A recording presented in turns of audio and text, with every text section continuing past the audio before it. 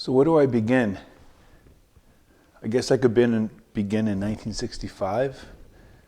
Maybe I can begin in 1969, like the little blip I wrote on Facebook and Instagram. Maybe I can begin in 1976. I'm going to start in 76. In 76, my brother started playing this album. It was live in Philadelphia. It was this guy called David Bowie. And it was this live compilation.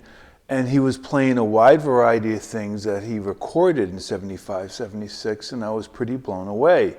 Changes and Suffragist City and, oh my God, Heroes wasn't out yet and Fame wasn't out yet, and I jumped way ahead just to prove a point. All David Bowie did throughout his career was reinvent himself, and people called him a chameleon. But you know what? He didn't try to reinvent himself for the sake of reinventing himself. He just felt like there's a new canvas and I'm going to paint a new picture. And he went off and he just treated his thought process that way. And it wasn't for the lack of I got to change because I'm not selling enough records. It was just who he was artistically. That was 76, and that album was pretty stunning. Pick up that live album, if you will, at some point in time and listen to it. Let alone Hunky Dory and Space Oddity in 69, and then see what he did in 1972 with Ziggy Stardust and the Spiders of Mars, and all the critics in all the worlds called it rock and roll suicide. And in fact, there was even a song on the album called Rock and Roll Suicide. He saw it coming when he wrote it, and he did it, and he performed it.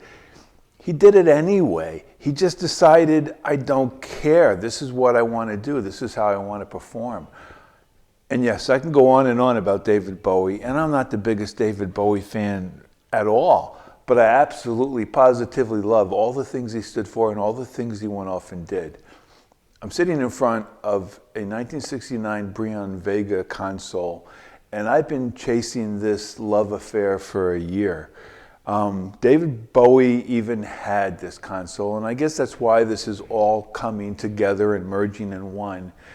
But the Brionvega is one of those, I don't want to call it an untouchable console, but if you live in the US, you're not going to find one. I had to go out to Italy and have this flown in.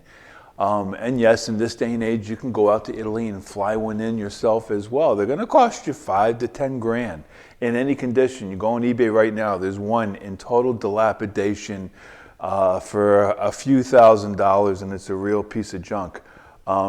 And that's not me just saying it's a piece of junk. That's something I wouldn't even begin to buy just for the buttons and for the parts. I lust after it because of reading in the past year of a few different things and the designer aspects of what Brionvega was trying to do in 1965. They were so disruptive in what they wanted to go off and do as being this small little radio company. And they just knocked it out of the park between two brothers that are these MCM designers at that time.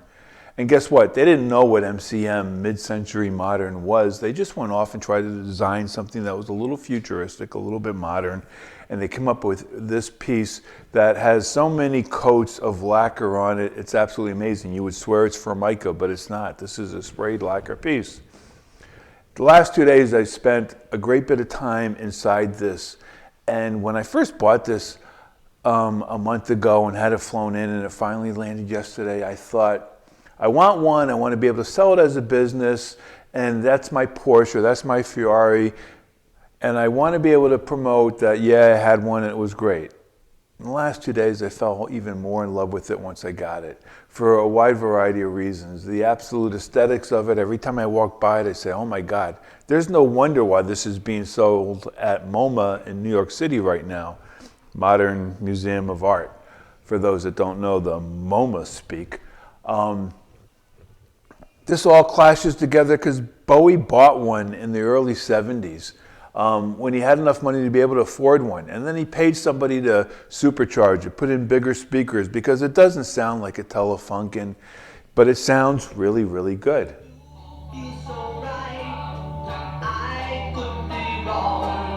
And I think if I play more than 5 seconds, all of a sudden Facebook and Instagram, they cut this thing down.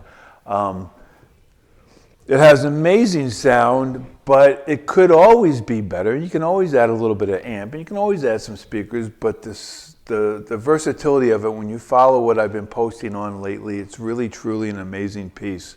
And it speaks to me, and I'm always going to have one. I didn't know that was to be the case a month ago. I thought, oh, okay, I'll get one and I'll sell it and I'll take some pictures. Woohoo, there we go. No, I'm always going to have one. This thing is so badass. It just speaks to me in so many reasons. And now I know why Bowie had one as well. It spoke to him for a wide variety of reasons as well. So I had to show this tonight, talk a little bit about it. I can go on and on about Bowie. I can go on and on about Brionvega. I've gotten, I don't know, 25 questions on Facebook about it. Maybe I'll do a little video about just responding to that in the next few days. I just felt like tonight, before I take off for Palm Springs tomorrow, I've got an installation at a house out there. Somebody bought a console that's going to be in their Airbnb, which is pretty exciting. It's exciting for them, exciting for us. I want to make sure everything is just right on for them and their guests and forward. When I get back, we'll talk a bit more about this as well as a bunch of the other consoles I have. Oh my God, I'm going to Montreal in 2 weeks to acquire another Electro-Home. I just sold the one that I had.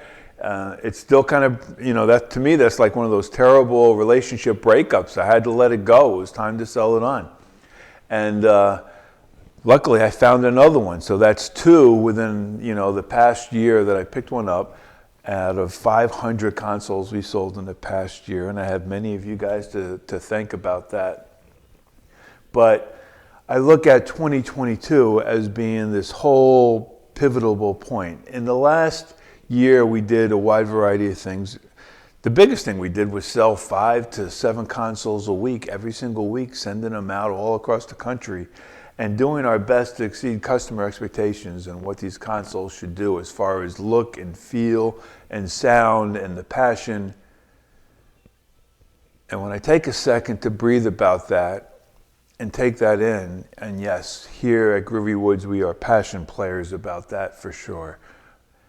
Be it both the look and the feel and, oh my God, the sound. We do all we can to make that happen for everybody. 2022, we are so ramping that up. The walls are reverbing here again. And if you go back a year, I did this whole little video about David Bowie and changes. And I didn't even know what that looked like a year forward when I look at now as to, oh man, I'm going to be talking about David Bowie and changes, and I'm going to be sitting in front of a Brionvega. Are you kidding me? Mind blown, because that's not what I was even thinking about. A year ago was just, I was a hobbyist, I was a side hustle, I was selling some consoles, and in the past 12 months, this thing blew up bigger than we can imagine, to the point of needing another warehouse and another shop to be able to make our throughput amicable to the people that are buying these consoles from us.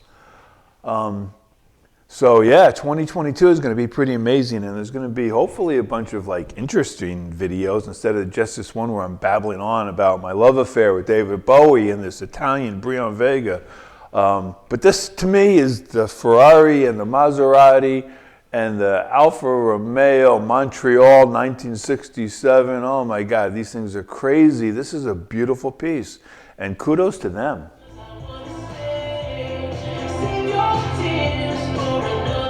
And so, yeah, I guess I am looking forward to the weekend. Thank you very much. This is awesome. As I head out to Palm Springs, there's bound to be a couple pictures of that, maybe a video if it's awesome. I don't know if Palm Springs is awesome. Never been there before. But anyway, stay groovy and see you guys next week. Bye.